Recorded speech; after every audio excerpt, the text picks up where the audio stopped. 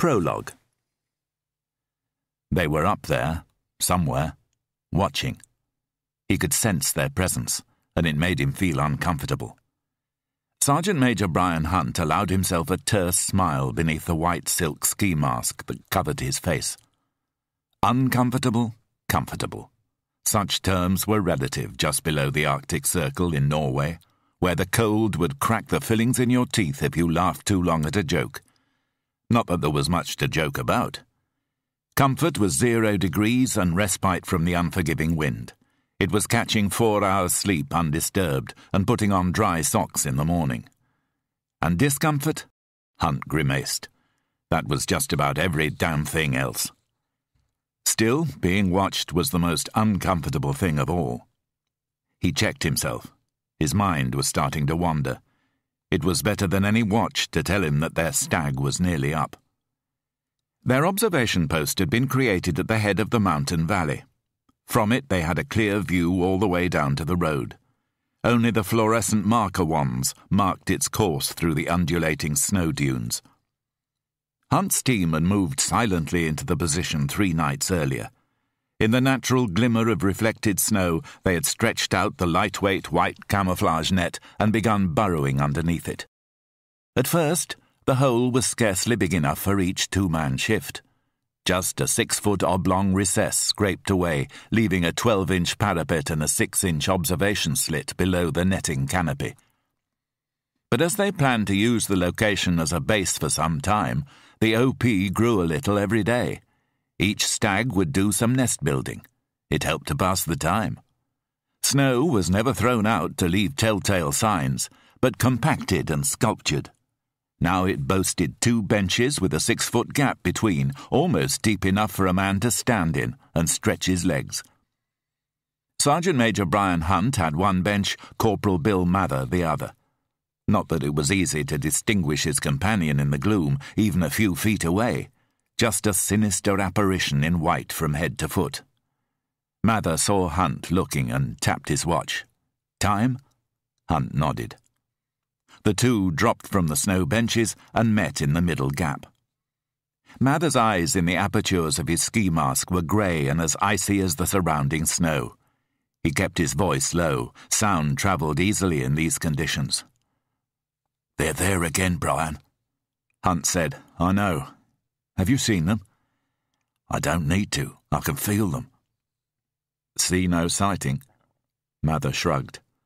"I picked up some movement with the night sight, in the tree line." "Not a reindeer?" "No, Brian. 3 or 4 dark shapes, moving cautiously, human." Hunt nodded. It confirmed his own observations over the past half hour using the lightweight Spylux image intensifier. He felt his anger rising. It had been a particularly tough year, and his team had been looking forward to this task during the rundown to Christmas. Just over 2 weeks of reconnoitering locations for the big annual NATO exercise due to start in the new year. A welcome break from the pressures of routine frontline soldiering as they decided on the siting of firm bases, hides and food and ammunition caches to meet the demands of the exercise scenario. With more time than usual available for the task, Hunt had decided to use their vehicle sparingly and travel on skis as much as possible. 2 of their number hadn't skied for several years, and it was an ideal opportunity to improve their skills whilst getting in some practical Arctic survival experience. In fact, an almost leisurely interlude compared to their more usual assignments. But it hadn't worked out like that. For the 3rd time in 2 weeks they'd found themselves under observation and had been obliged to make a discreet withdrawal. Standard procedure when a genuine hostile contact is made in peacetime. And, damn it, they'd had to mount stags as if they'd been going tactical.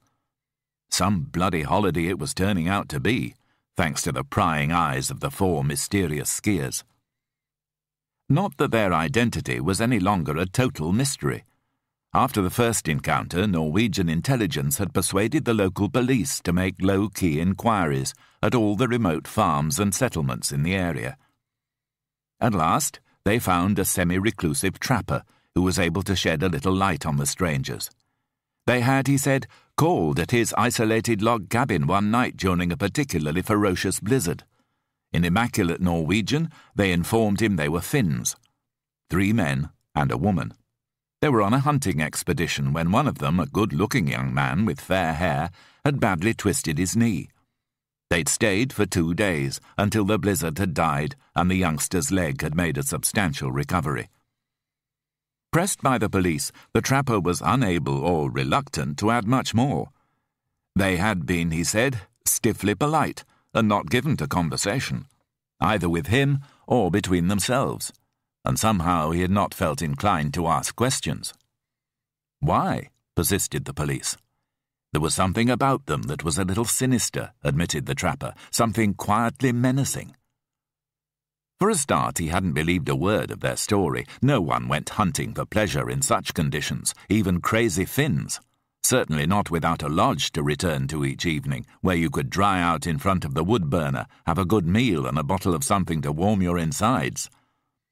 Winter backpacking on skis was for the young, strong, and partially insane. It was certainly no place for a woman. And yet somehow the trapper had the feeling that it was the woman who was the leader of the party. He sensed that she was the one the others consulted, the one who made the decisions. And another thing, their clothes. They'd come to his lodge dressed in subdued, quilted anoraks. Cross-country skiing, even in sub-zero temperatures, is hot work. Lightweight windproofs would be the order of the day. Later, the trapper thought he knew why. When one of the group was unpacking the small khaki rucksack that each carried, he glimpsed the neatly packed set of windproofs. Not in the latest day-glow fashion colours for safety, but cam whites. Admittedly useful for reindeer hunting, but definitely the sort of thing that soldiers wear. Their guns, too, were kept hidden in canvas cases. With the avid enthusiasm that fellow hunters usually share for swapping knowledge and examining each other's rifles, the trapper had asked to see them. What make? What caliber? What range? Is better than my trusty Krag? All these questions were stillborn after his first inquiry met with deafening silence and a hostile glare from the eldest man. But then the glare had softened. The Finn had smiled and produced a flask of vodka from his backpack. So from then on the trapper had decided to keep his thoughts to himself and fill his head with alcohol rather than wild imaginings. If this strange group were Norwegian special forces, then so be it. It was none of his business. Brian Hunt's eyes moved back to the observation slit and the tree line on the opposite side of the faintly luminous valley. That was how Volga Olga had been born amongst the mountain troop of his squadron of 22 Special Air Service Regiment. For they knew that the strange party of Finns were not noggy funnies, not with a woman amongst them. They had to be Soviet. And operating illegally in hostile territory, they could only be Spetsnaz, behind-the-lines specialist sabotage and diversionary troops, the cream. But Volga Olga's team had to be something special. Clearly they were not conscripts. That suggested they were from one of the highly professional headquarters companies which even most other Spetsnaz personnel didn't know existed. In wartime, they would be given the most difficult tasks, such as the assassination of political and military leaders. But in time of peace they would, like their SAS counterparts, train with total realism. No doubt they too had deliberate lapses in navigational efficiency which allowed them to wander across borders. In the vast wilderness of northern Norway, and given their skills, there was little chance that they would ever be found. The calm way in which they had confidently adopted a cover story for the benefit of the old trapper and their perfect mastery of Norwegian was quite chilling. Corporal Bill Mather's voice broke into his thoughts. "You want we should withdraw again?" Before Brian Hunt could reply, they heard footsteps behind them. The icy night air had formed a crust on the snow, and the relief's boots squeaked noisily. The white-clad bulk of Sergeant Big Joe Monk slithered down into the OP. "Len's on the airwaves. Heard something that might interest you." He sounded amused. "And what's that?" Hunt asked. "There's a cadre squad doing a mini exercise to the north. Their BV's got a burnt-out clutch and shed a track. They've left an officer and signalman in the warm," he raised his eyes as if to say typical, "whilst the rest get back to bringing engineer support. Apparently they're stuck in the arse end of nowhere. Anyway, Len says the team is skiing this way and he wondered if you fancied giving him a little surprise. A spot of tactical training, so to speak." There was a distinct hint of mischief in the voice. Despite his preoccupation with the presence of the elusive Spetsnaz team, Hunt couldn't resist a grin of anticipation beneath his ski mask. "Who's commanding the party?" "Dusty Miller," knowingly. The mountain and Arctic warfare cadre were old adversaries, the real snowmen. They were a small elite unit of Royal Marines whose main function was to train mountain leaders for dispersal to other Marine and Army units, where they would pass on their highly specialized knowledge. But in times of crisis, the cadre had another role in the Scandinavian theatre, penetrating behind enemy lines on sabotage and reconnaissance missions. Although similar in function to the mountain troop of each SAS squadron, they specialized in Arctic conditions, whereas Brian Hunt's team might find themselves practicing their art in mountains anywhere from Norway to Oman, Spain, or Africa. Sort of jack-of-all-trades, and, the cadre would undoubtedly provoke, the master of none. It was the underlying reason why, to Hunt's knowledge, only one SAS man had ever passed the cadre's gruelling course. The failed candidate would return to the regiment's barracks in Hereford, armed with new knowledge to be adapted to the SAS way of doing things. Over a drink in the mess, he would happily relate how the cadre took themselves too seriously. It would never enter his head to admit that, in the Arctic, the cadre was simply the best there was. Hunt said, "Dusty, eh? Hell, it is Christmas." An opportunity to bounce the cadre could not be missed. Besides, it might just provide a chance to... Mather said, "Our friends are back, Joe. Peel your eyes on 11 o'clock, just in the tree line." Big Joe Monk said, "Volga Olga? Shit, she gets around." Hunt slapped his shoulder. "Bill and I are turning in. I'll send Len down in a few minutes." Monk showed his large, square teeth like a row of tombstones. One was missing. "Okay, Brian. There's a brew on." It took only moments for Hunt and Mather to negotiate the trench to the snowdrift. The 18-inch entrance hole was at the base of the drift, hidden from view by a shallow gully. Hunt went down on his knees and led the way in. Even after years of experience, snow holes still unnerved him.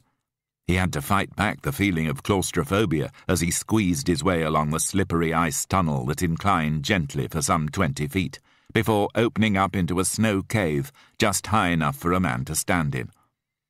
Automatically, he waggled the ski pole that had been poked into the ceiling of smooth snow to provide an air hole through to the top of the drift. Corporal Len Pope's long frame was sprawled on a shelf the size of a double bed, which had been fashioned out of compacted snow. He grinned as he pulled off the radio headset. "Did Big Joe tell you about Dusty Miller and his bootnacks?" Hunt nodded. Removing his fur-lined forage cap and his ski mask, the warmth and quiet of the snow hole was a stunning and blessed relief. A single stubby survival candle provided light and kept the temperature at a pleasing 0 degrees. And, like a miner's canary, it warned if the oxygen supply had been lost. When the candle went out, it meant that there'd been a fall-in, and there were just minutes left to dig yourself out. "Give me the details, Len."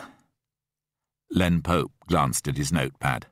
His accent was broad Hampshire, and he had the infuriating habit of giving gender to inanimate objects. "The BV stuck fast about 40 clicks to the north," he said, using the military abbreviation for kilometres. "She's stuck in some pretty dire terrain. The engineer unit is new out here, so they reckon it's easier to show them the way in. If you ask me, it's just Dusty's way of giving his lads a bit of extra hard training. A nice night ski march." Hunt nodded. Typical Miller, he thought. Pain is character building.